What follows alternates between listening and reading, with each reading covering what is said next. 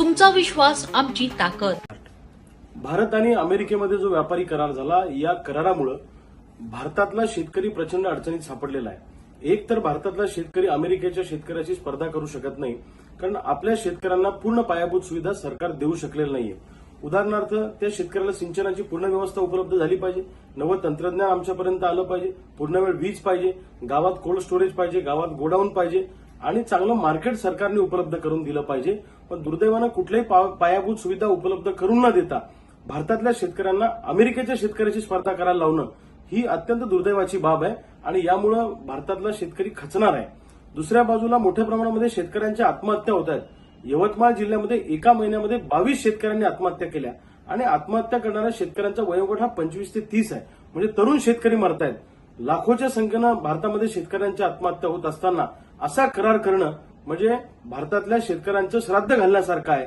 हा करार वापस घेतला पाहिजे अशी आमची मागणी आहे आणि यामध्ये भारतातला शेतकरी कॉम्पिटिशन करू शकणार नाही अमेरिकेच्या शेतकऱ्यांसोबत। एखाद्या शेतकऱ्याच्या पायात बेड्या घालायच्या आणि मग त्याला स्पर्धेत उतरवायचं, अशा पद्धतीचा उद्योग केंद्र सरकारने केलेला आहे। मला असं वाटतं की यामुळे महाराष्ट्रातला आणि भारतातला शेतकरी या स्पर्धेत टिकू शकणार नाही, त्यामुळे या व्यापारी कराराचा दुर्गामी परिणाम देशातल्या शेतकऱ्यांवर होणार आहे। या कराराला श्रीकांत तुपकर यांनी देखील विरोध केलाय। आज भारताचा शेतकरी खलास होईल असं म्हणता येतं।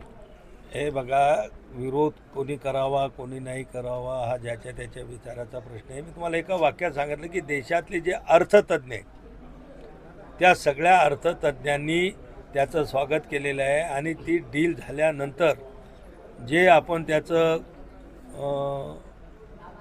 काउंट करण्याचं जे साधन असते तो म्हणजे शेअर बाजार। की ते कॉम्पिटिशन करू शकत नाही अमेरिकेच्या शेतकऱ्यांसोबत आपले भारताचे शेतकरी। शेअर बाजारामध्ये जी एकदम 2,5-3 हजारापेक्षा सुद्धा जी काही उचल एका करारामुळे आली, याच्यावरून तुम्ही समजून घ्या की तो जर आपल्या देशासाठी किंवा देशातल्या शेतकऱ्यासाठी नुकसानीचा असता तर शेअर बाजार कोसळला असता, इतका अपग्रेड एकदम झाला नसता।